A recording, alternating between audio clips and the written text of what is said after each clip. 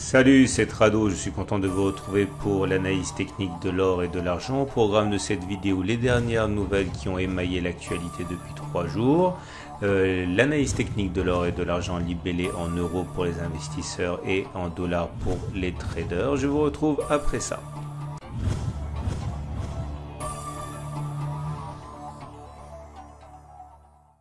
Alors voilà où nous en sommes pour l'or libellé en euros. Les nouvelles ont été plutôt bonnes, puisque au registre des dernières nouvelles, encore une fois, Goldman Sachs dans une note se révèle être vraiment attiré par l'or. Il dit qu'il aime vraiment l'or, enfin la banque américaine. D'autre côté, alors on ne le connaît pas en France, c'est Robert Kiyosaki. C'est un gourou de la finance personnelle aux États-Unis qui a vendu beaucoup de livres et il annonce qu'il voit l'or à 3000 $ dans un an.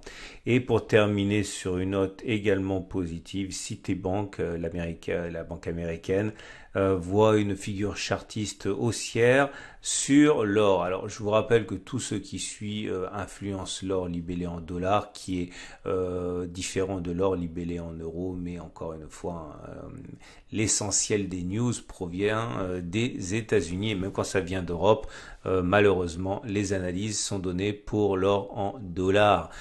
Qu'à cela ne tienne, voilà où nous en sommes pour l'or libellé en euros. La tendance est toujours haussière puisque les cours sont au-dessus de la moyenne mobile à 50 jours qui monte, au-dessus de la moyenne mobile à 20 jours qui monte. On a inscrit un plus haut historique sur l'or en euros, c'était sur la séance du 15 mai. On a même allé titiller les 1633, malheureusement pour l'instant, et on avait dit que ça risquait de se produire. La résistance majeure de 1603-1613 tient toujours. À titre personnel, j'ai renforcé lorsqu'on a franchi, on a passé la tête au-dessus, mais j'avais également dit que c'était pas une vraie cassure puisque lorsque on était passé au-dessus, on avait finalement clôturé à l'intérieur de la résistance majeure et pas au-dessus. Ce qui se passe n'est pas véritablement surprenant, même si on peut tout à fait envisager de continuer la correction jusqu'au prochain support majeur des 1507-1561. À titre personnel, je l'ai dit, j'ai renforcé, mais les plus prudents attendront que l'on clôture au-dessus de la résistance majeure 1603-1613 et pour l'instant la tendance n'est pas remise en cause avec un rebond sur la moyenne mobile à 20 jours.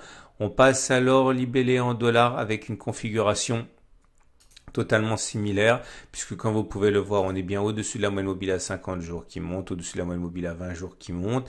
Là aussi, on a inscrit un plus haut de 7 ans, c'était sur la séance du 15 mai. Lundi, on est allé plus haut, mais on a finalement aussi renaclé et hésité et échoué à clôturer au-dessus de la résistance majeure des 1727-1748 $. Ma zone d'accumulation rationnelle est un passage au-dessus des 1748. Les plus prudents attendront que l'on clôture au-dessus de cette zone. Les plus réactifs renforcent dès que l'on franchit cette zone, ce qui a été mon cas. Prochaine zone d'accumulation rationnelle si on continue à consolider, la zone des 1654-1691 $. On fait un détour du côté de mon partenaire au coffre.com pour voir ce qu'il y a de disponible et à quel prix. Et pour aller sur le site, soit vous allez directement via internet sur le site de coffre.com, soit vous pouvez retrouver le lien facilement en dessous de la vidéo, soit dans les commentaires YouTube, dans les descriptifs YouTube, soit en dessous soit sur mon site internet. Et pour ceux qui veulent se procurer une quantité importante d'or, que ce soit en plusieurs fois ou en une fois, l'once d'or est actuellement à 1755 €. Ceux qui préfèrent se rabattre sur des pièces historiques, notamment le Napoléon, peuvent toucher le Napoléon actuellement au prix de 319,50 €. Et ceux qui veulent accumuler gramme par gramme peuvent donc se procurer le gramme d'or au prix de 61 €. On passe à l'argent et à l'argent libellé en euros qui est en très grande forme, on l'a vu. Regardez comme la tendance est maintenant haussière puisque nous sommes au-dessus de la moyenne mobile à 20 et la moyenne mobile à 50 jours qui monte. Nous venons d'effacer une résistance majeure à 15,6 euros et une autre résistance majeure à 15,8, 15,9 euros. Ce sont des zones d'accumulation rationnelle. Dans à titre personnel, je renforce. Pour l'or libellé, pour l'argent libellé en dollars, attendez, je vous montre quand même la progression depuis ma précédente zone d'accumulation rationnelle à 10,5 depuis mars. Ok, depuis en 2 mois, on a pris 53% sur l'argent. Et pour l'argent libellé en dollars, on est également en très grande forme.